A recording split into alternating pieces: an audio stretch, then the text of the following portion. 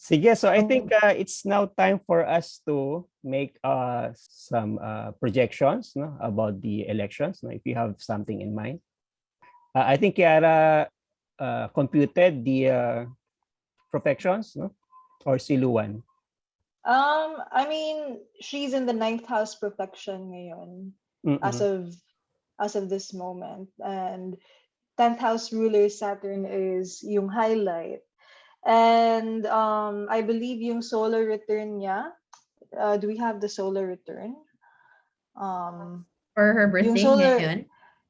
The 2021 solar return. So I believe it's in the rising sign is in Sagittarius, ruled by Jupiter, and Jupiter right now is in Pisces, diba? So it kind of like there's like double emphasis on dun sa ruler ng 10th house niya, which is in Pisces din. Sinabayan ni Jupiter.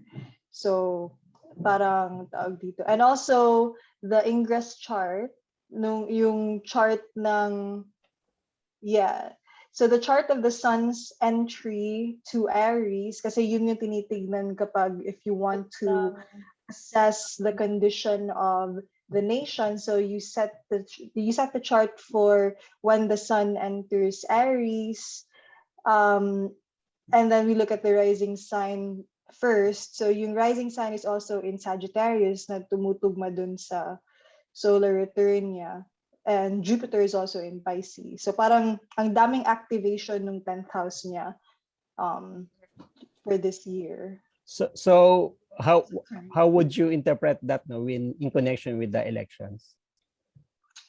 I guess, like sa lahat ng na-assess natin, may yung parang highlight talaga yung I wouldn't really necessarily say advantage, but parang ganun na nga, advantage. Siya yung may upper hand basically dito.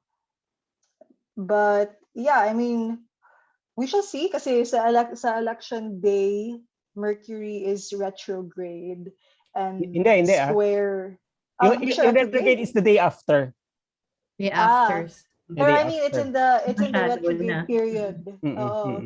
So, but also Mercury is square this Jupiter, and we see this in almost all of the candidates' charts. Na yung parang Lord of the Year nila is being squared by Mercury. So I don't know, like I just have like a feeling, parang intuitive ano na to.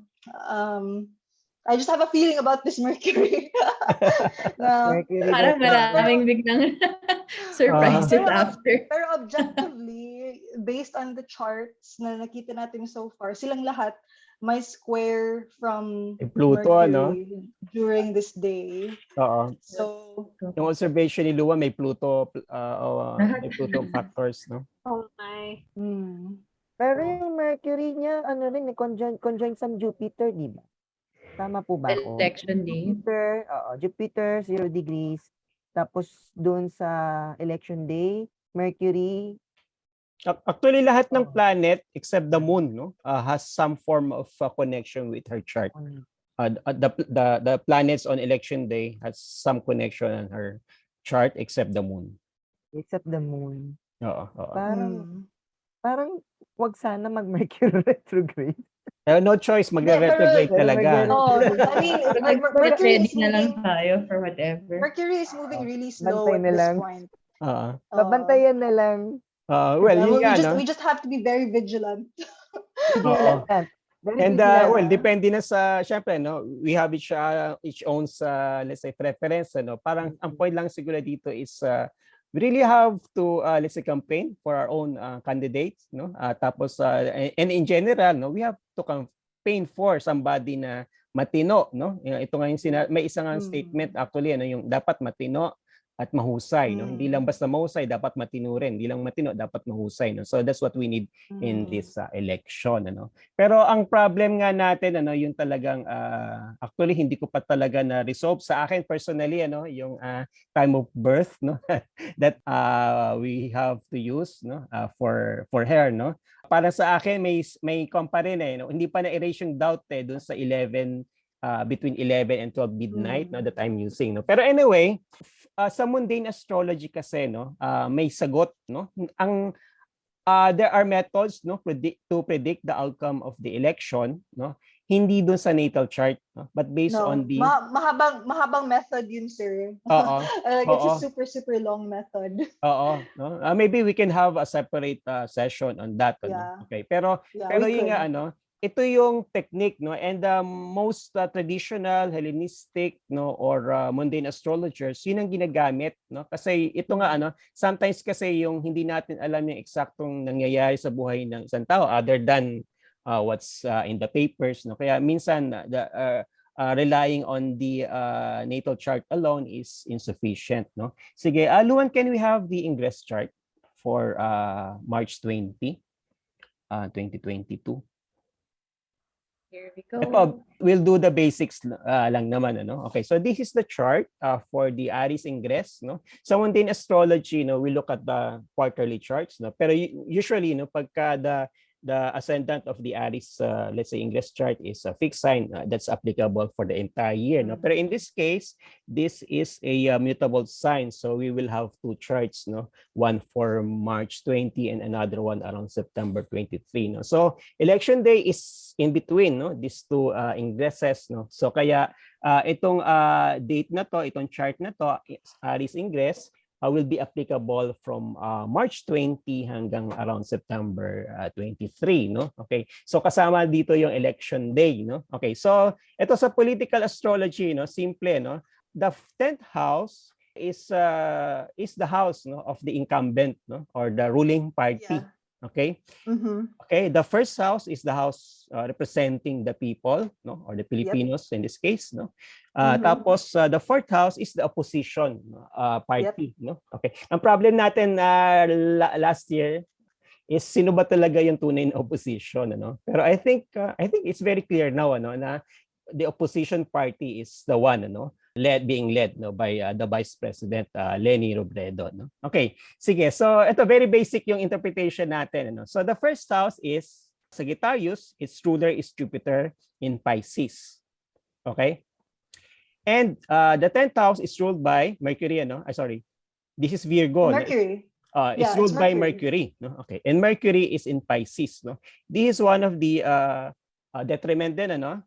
Mercury in Pisces, no, is one of the weak fall ba? Okay. Fall, yeah, detriment and fall. Okay, basta weakness, no, weak area, no, for Mercury to be in, ano. Parang it's a fight, no, between the strength of the of, let's say, the incumbent or the ruling party and the opposition, as well as nasaan ba yung tao, nasaan ba yung people, no. So ito very basic yung interpretation natin, ano, and maybe we can look at the details at some point in time, no. Pero ito very basic, no. The ruler of the people is in the fourth house. Ano ba yung fourth house? Opposition, ano. And the ruler of the fourth house is the same planet as the ruler of the people. Okay. So ibig sabihin, the people might really be rallying behind, no, the opposition party. Okay? And then ito tinatawag na manok, no? Baka yung manok ng the dominant party or the ruling party is weaker kasi the ruler of the 10th house is in the 4th house. Or is weak in the 4th house, no? So parang however way you look at it, no, yun nga, no, either, no, kung titingnan mo lang yung nasaan ba yung tao is in the 4th house, the 4th house is the opposition. How strong is the opposition? It's very strong. How strong is the ruling party? It's weak, no? Okay, so there might be some problems, no, as we mentioned, no, Mercury is turning retrograde, no, and dito actually, no, Venus, no, being the planet, no, connected with women is between the malefics, no. I don't that will come out, no. So meron tayong if and then, ano. Pero if you will look at this alone, ano, itong Mercury weak, Jupiter is strong, I think it's a good argument, no, for a good chance or even a strong chance of the winnability of the Vice President Leni Robredo. With regards to this Venus placement, no, there will be an eclipse around the first I think the first week of May, which would highlight Venus, no, in Pisces, no. So I think baka meron ding something na that will take care of this Venus being between these two malefic influences. So for me, ito yung main technique that I'm using to predict, no, the outcome of the elections. And here, it seems that the winner is the opposition party.